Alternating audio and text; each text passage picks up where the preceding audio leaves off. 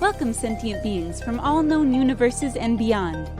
It's time to activate your cranial downlinks and prepare to receive a raft of discussion on a cosmic ocean of science fiction and fantasy topics, interviews with local area genre devotees, and insightful prognostication by our soothsayers of science fiction, our forecasters of fantasy, and any other beings that happen to get caught in our gravity well. This is the Galactic Driftwood Podcast.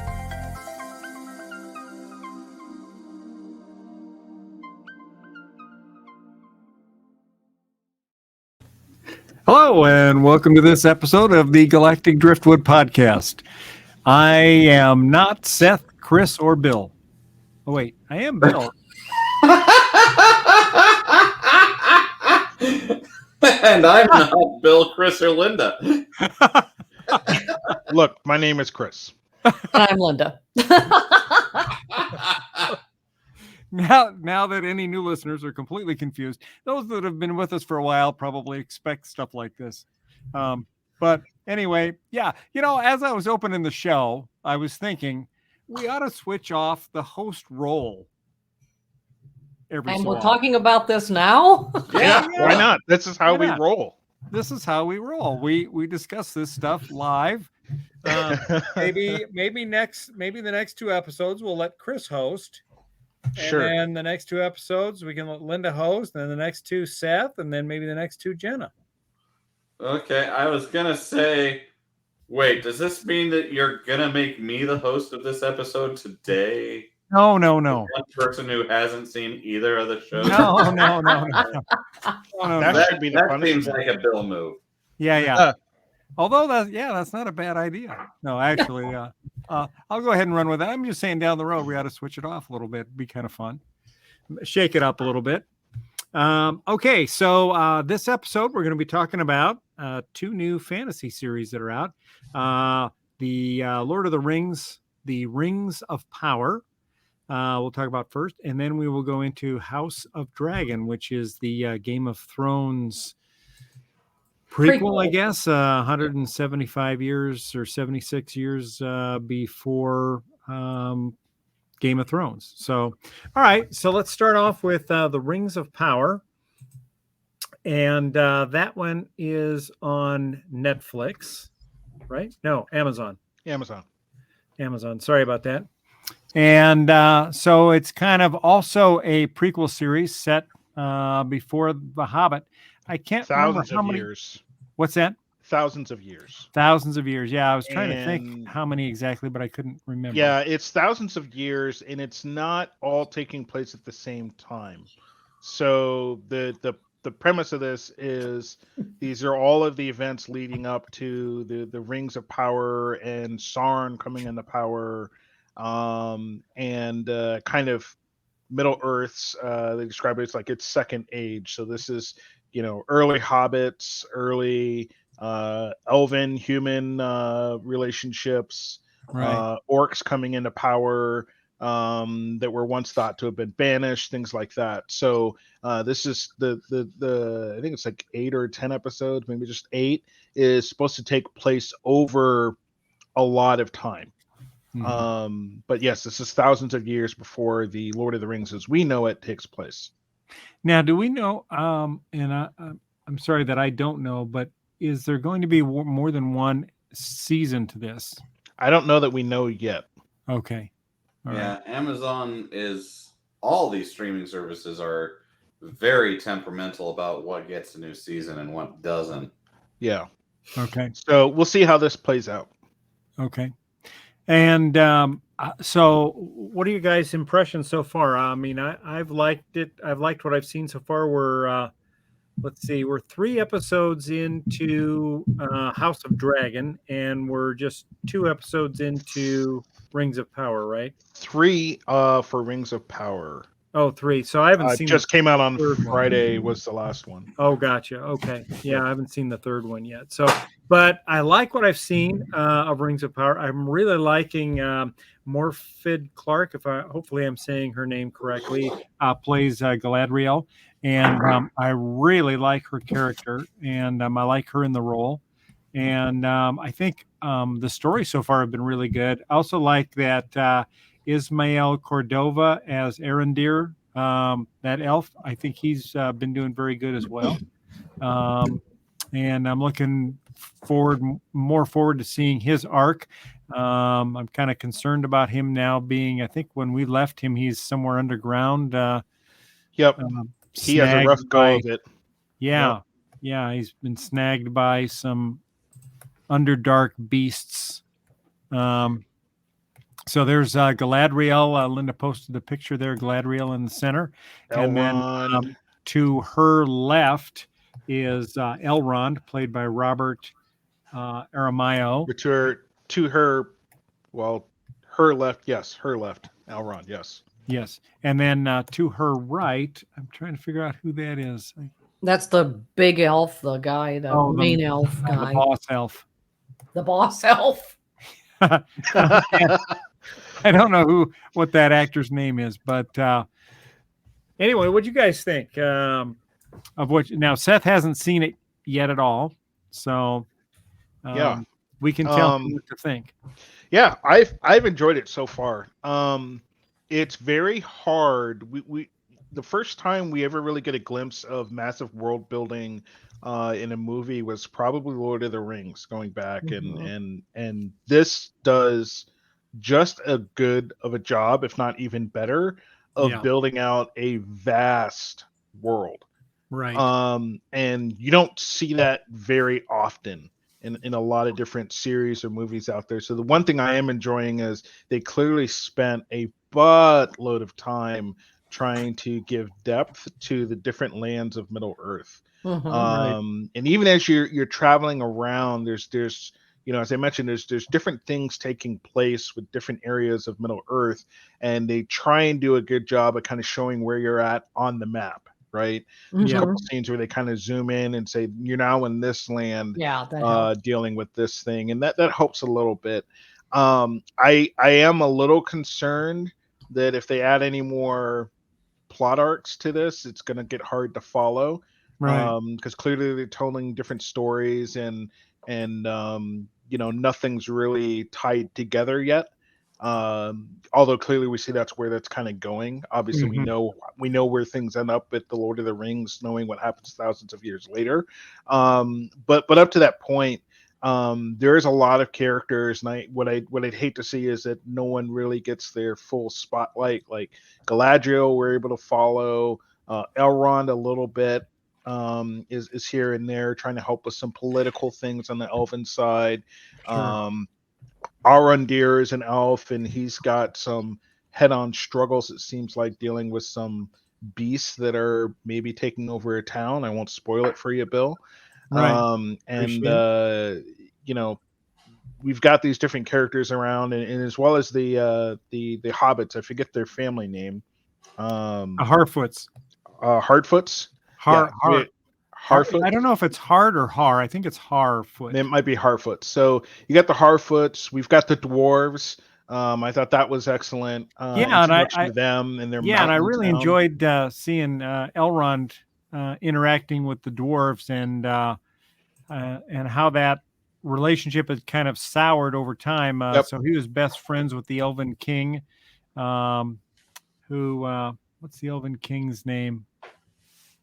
I don't know. That's that guy you didn't know. It escapes me right now. No, I'm sorry. The Dwarf King. The Dwarf King. Yes. Dwarf King. Yeah. Yes. They had been best buddies. Durin, right? The Dwarf King's son. He was best friends with the Dwarf King's son. Right. Because he was trying to rekindle that relationship with Durin so that he could get an audience with his father. To discuss one thing or another. So, like I said, there's a lot of different story arcs, but to my point, the best thing I've liked about this is for each one of these these races, we get to see the very vast world building a little bit more in depth than we even got in Lord of the Rings. In Lord of the Rings, you're kind of passing through. Here, you're kind of living there for a bit, which has been nice. Yeah. And action scenes are great too. Yeah, and it's kind of nice to see these races so much younger, where a lot of their history isn't quite set yet, and they're kind of feeling their way through Middle Earth and the world, and trying to figure out where their race fits in the whole scheme of things, and how much involvement they want to have in the affairs of other races, and how much intercooperation they want to have between, hobbits and humans and elves and dwarves and such. And so it's pretty cool seeing them like that, and how that story evolves to mesh in with where we know they are from the latter stories that we've seen. And yeah, it was great to go back and visit the vast dwarf halls and see that whole area kind of afresh when it was younger. Yeah, because when you see it in Lord of the Rings, it's nothing but rubble. It's all It's all destroyed. There's no light anywhere. You can't really see what greatness it used to be. You just hear that it used to be these great halls. Yeah, and it's all vast, and all the fires are going, and so at the end, I think isn't that they bring him that chest and open it? They found, isn't that the the dwarf king thinks that Elrond has come because he opens up that chest, and I think isn't that like the heart of the mountain? I think that's the Ardenstone. The Arkenstone. Yeah, right. That was my assumption. I don't know if it 100% was, but I think it is. Yeah, and that's what I got from that as well, Chris. So I think we're on the same wavelength there. Yep. And so the dwarf king suspects that Elrond is really there for a different purpose, to steal the Arkenstone. And I think what we're seeing here is probably the precursor to the Elven King's descent into madness because of the Arkenstone, right? The Dwarfen King, yes. Or sorry, I mean, I knew what you meant. Yeah, I don't know why I keep saying Elven, but anyway, his part of his descent into madness, right? And so it sounds like we're going to get a little bit of the backstory on that, which is really cool, I think. Yeah, so, we also have a mystery stranger that shows up, a gentleman that comes crashing into Middle Earth via like a asteroid or something, and he's very mystical. Definitely has some type of power. We don't know for good or for evil yet. I suspect it's for evil. But in as it should happen, he ends up with the hobbits. And so they're a couple of young ones find him, and they're trying to keep him hidden. That doesn't last for long. So the hobbits are in the middle of doing it sounded like it was like a yearly migration type of thing that they do. So they're heading over to another part of Middle Earth for, I don't know if it's for the season or for hunting or for gathering or whatever. But they end up taking a stranger with them during their migration process. So that's a mystery that's yet to be unfolded. And when I saw the stranger, in my mind, I was thinking maybe this is how wizards came to Middle Earth. That's exactly what I was looking up right now, and I think what you're seeing is the first that might have been one of the first wizards. That's kind of what I was thinking, because from what I remembered, I thought the wizards. I don't remember if they crash landed on the Middle Earth, but I do know that they came from the same place as the elves. I thought they were sent to Middle Earth to help deal with the problems. But those books are so old. Well, this would all be in supplemental material, like the Silmarillion and which those books are not easy reads, to be clear. And there, Linda has a picture on the screen of the being the stranger. In the sky. Yeah, and he looks rather pretty wizardy. Yeah. I suspect though he's more of a spawn of like Sauron, but Oh, I don't think he's for good, but just because we've seen, you see glimpses of his impact on the living around him, from Yeah. fireflies to other things like that, which dwindle away and die once he's interacted with them. So Huh. I think he's of evil nature. I just don't know which major evildoer he's going to be. I don't think he necessarily has to be a sorcerer or wizard, but he's somehow touched by some evil power, I believe. Have you guys met Sauron yet? no. Or seen No, but I don't. Sauron? Has he been mentioned? He has been mentioned, yes. Yeah. Early on, when they talk about a little bit of the lore around Galadriel and a mission that she's on, they do cover that, yes. Okay, so this can't be Sauron. Yeah, I don't showing believe up for it's the first time. no. I thought that would have been Because in the he's looking books, for him.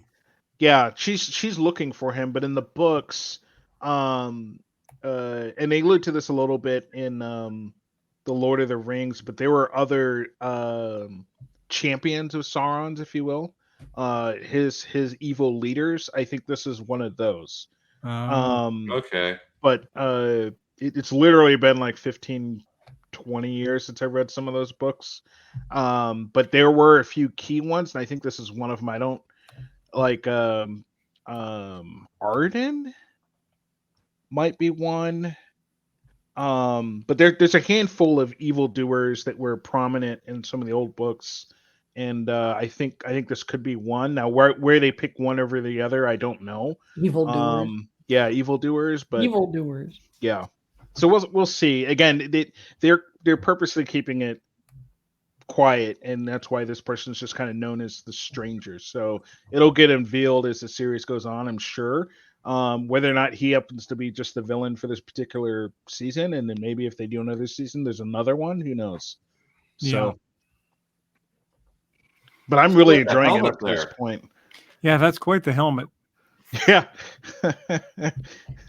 So, There's a lot of good costuming in this. Yeah, there's a lot of good costuming. They definitely put a ton of effort into everything, down to the little details. You have a little bit of fun when you get to the dwarf mountain, all these little things, and the fighting is actually really good too for the action sequences. So, yeah, so far I've enjoyed every minute of it. Like I said, I hope they don't add too many more side stories, because some of the names are hard to remember as it is. Right. Right. So any more, and I'm just like, I don't know. I need a cheat sheet. So yeah. Well, it seems like we've got our core cast of characters that are going to probably link up now. Yeah. So form an adventuring party. Yes. Like us. Like this is an adventuring party. Just no vagina lights. Oh, jeez.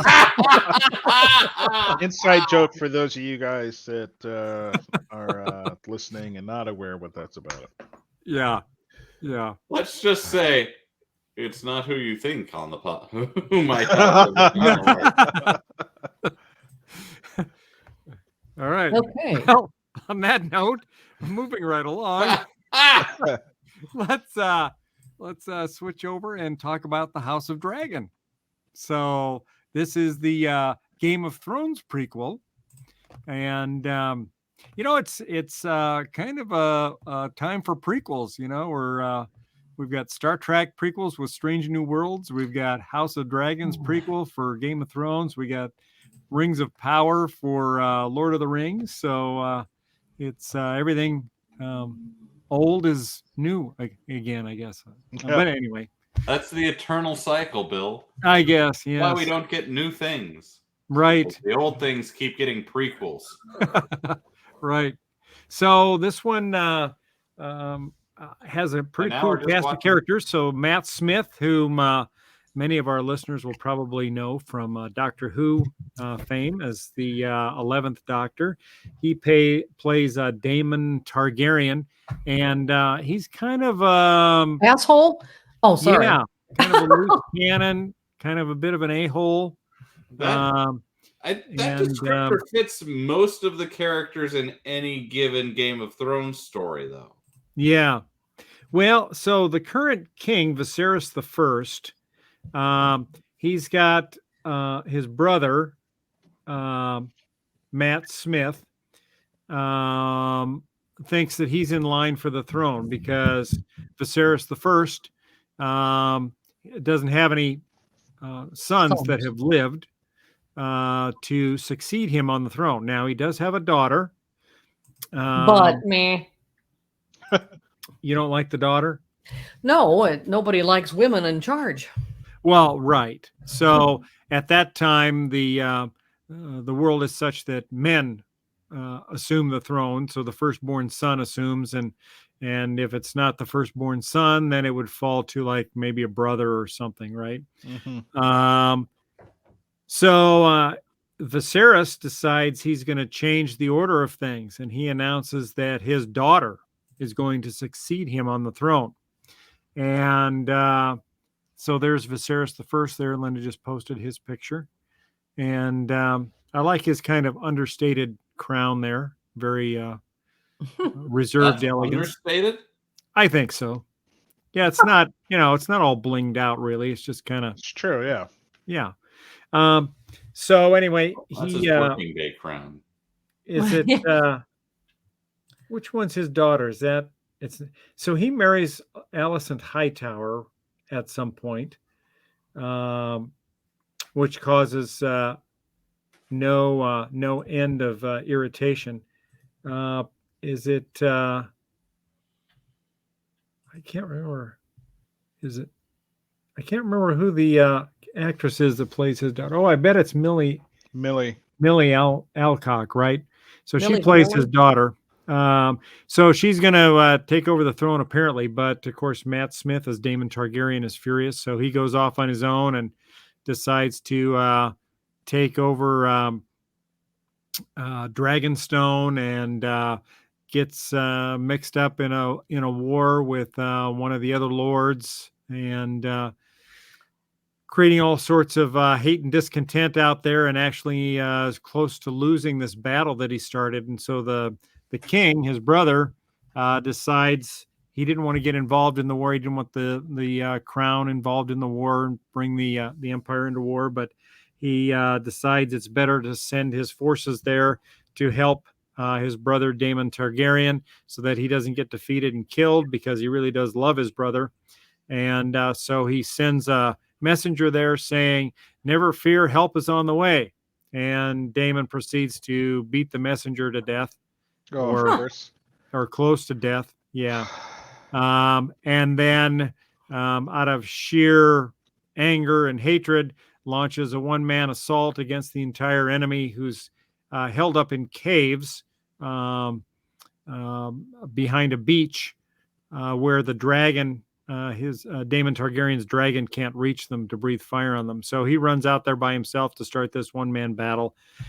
In essence, luring out the enemies from the caves to go try to kill him on the battlefield, because he's dodging arrows, and although he does eventually get hit by a few, pretty much dodging arrows, taking out the one or two hitmen that come out of the caves to go try to take him out. So finally, the head of the enemy group, I can't remember what they're called, but the Crabbers is what I'm going to call them, because they basically tie their enemies up to crosses near the water and leave them there for the crabs to come feed on them.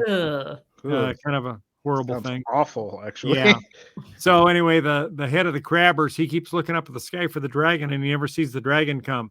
So I think he thinks, maybe something happened to the dragon. The dragon's gone. The dragon got killed. He doesn't know. But finally, he nods and releases all of his men to go take out Matt Smith, Daemon Targaryen. And as soon as all of his players are out on the field, here comes the big dragon with a rider on top of him. One of Daemon Targaryen's men, I think, riding it, and pretty much devastates the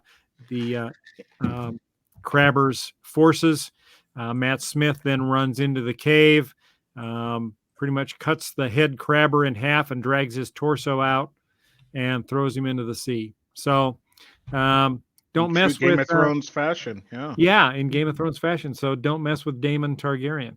So now he was able to win the war without the help of his brother. So in my mind, he's going to be even more psychotic now that he managed to pull all that off, and even more insistent that he's the rightful heir to the throne. So, yeah, it'll be interesting. We're 3 episodes into that one, and it's really good so far. It's really sucked me in. Again, the costuming's fantastic. The sets will look pretty familiar to folks that are familiar with Game of Thrones. We have the Iron Throne, of course, in the Red Keep, and most of what we know as the main city there where the Red Keep is, Land's End. Wait, no, what's the name of the city? Oh well. Anyway, whatever it's called, you'll recognize it, and yeah, they're doing a pretty good job with it. What do you think so far, Chris? I hadn't watched it yet. Oh, No. I still have to start that one. oh, okay. Linda, I hope we didn't ruin it for you. No, Yeah, I know Seth hasn't can't really seen it. What do you- ruin the Game of Thrones thing because we know what the story is based Right. off of. That's true. Yeah. You can't Right. really spoil that. Yeah, we know where it goes. What are you thinking, Linda? What do you like? I really liked it, but then I was a fanatical Game of Thrones fan, so yeah, until they kind of messed up the end, but other than that, I thought it was really good. All the special effects and the things they put into, making things look absolutely real, even though they're not, is amazing. And Yeah, Matt the Smith, dragon scenes are awesome. yeah, Matt Smith's doing a really good job. Better than I thought, because it's hard to imagine him not as Doctor Who 11, Yeah. where Oh, he's kind of a goofball. But oh my God, it's really good. And I do, however, feel that what was her name, Millie, the actress. Millie Alcock. I have no idea how old she really is. And I know that the books and everything, they are young. They are like 12 to 15 years old. They're very young. But she looks like a baby. I mean, it's hard to imagine her, in charge. 22 years old. She's 22? Yeah. She looks like maybe 15. I know. That's what I was Tops. thinking. Yeah. Yeah. So that's What the crap? Yeah. Yeah, I'm not comfortable with how young she looks. She almost looks like, and I don't. Well, and she's supposed to be that young. Yeah, I get it, but Game of Thrones always gave us somebody a little bit more mature. So I know that the books were young, but the movies or the series was older actors. This little girl looks like she's 12. But Well, in reality, so she's 22, but you're right. She looks young. Can you throw up a picture, Linda? Yeah, I'm coming. It's coming. Okay. Yeah. So, but yeah, I think she's a perfect fit for the role to play. That I think in the story she's supposed to be 17 because I think he says at one point when I was 10 and 7, I was Right. Yes. something in relation to his daughter. I can't remember more. We're more concerned with affairs of state than she is or something. Yeah. So there she is. So, I mean, she looks, I would have believed need to see some 15 ID. or 17, right? Yeah.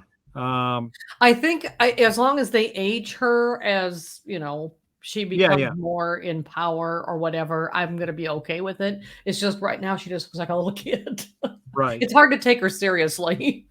Yeah. Well, I think that will happen. I think she did a really good job at showing her fierceness when she killed that boar. Yeah. So at one point so the king doesn't have any male heirs, and his wife, who was going to give birth to his latest son, died in childbirth because the son was I don't know, breech birth or something. Anyway, it wasn't going to get out of the womb, and so they had to do their version of a cesarean section, which in those days basically is a sharpened rock, and you just sort of, gouge things out and get the baby out. Just to give you a side by side comparison. Yeah. So She just looks super, super, super young. Yeah. So anyway, the son and the mother die in childbirth, and so Viserys ends up remarrying, and his new wife has a son, and between episodes 2 and 3, we jump 2 years into the future, and so we're at the son's second name day festival, and normally this would be the point where the king would declare his son to be his official heir. But he's already done that for his daughter. And so there's some consternation there, especially among everybody else in the realm, because they expect that, even though he already announced it was his daughter and everybody swore fealty to his daughter 2 years ago, that now that he's got a son, that's all going to change, and it's going to follow the normal line of succession. But he resists that, and he said, no, I'm not doing that. I said it was my daughter, and that's who it's going to be. So I'm sure that's going to further fragment the empire into factions, and we'll see where that goes. And if there's any more time jumps in there, my guess is there probably will be, and we'll see an older son and how that all plays out. But yeah, it's interesting to watch. So there, Linda put up a picture. So there's Matt Smith as Daemon Targaryen, and Miley Alcock as Princess Rhaenyra. What's her name? Rhaenyra. Princess Rhaegar. Rhaenyra. And so this is when this is after Daemon has kind of gone rogue and taken over the homeland of the Targaryens. What the hell, Dragonstone?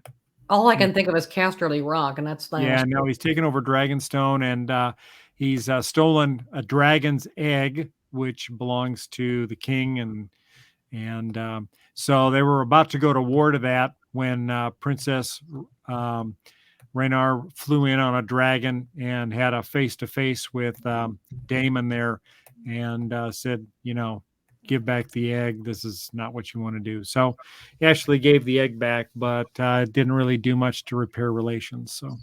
So it's really good. A lot of drama, which we're kind of used to for Game of Thrones. Pretty normal. Yeah. Yeah.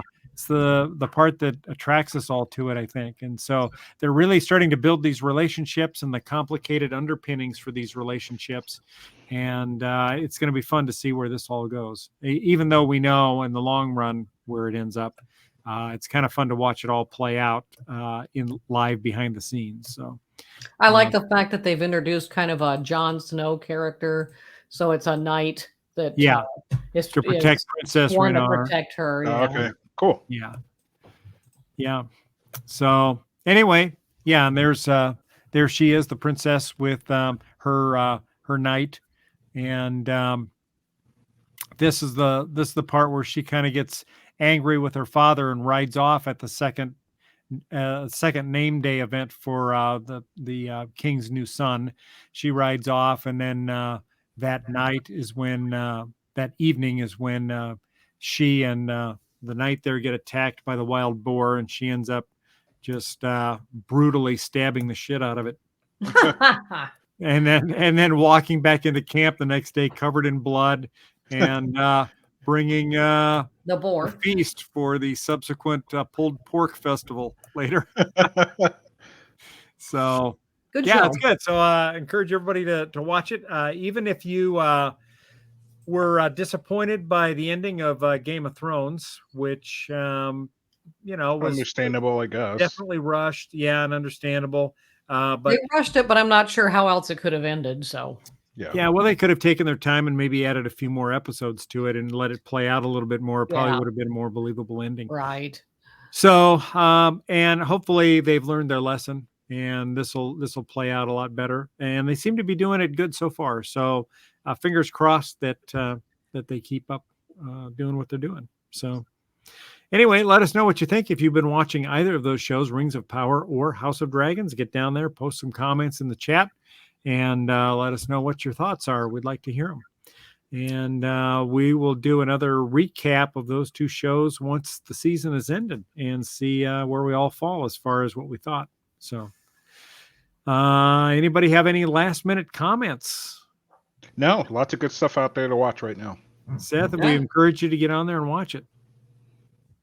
Don't forget to check out our sister shows on the Synergy Nation Network, right? synnation.net, and like and subscribe. You want to help the show? Share it with someone you like. Right. All right. Thanks, y'all. We will see you next time. Take care. Bye-bye.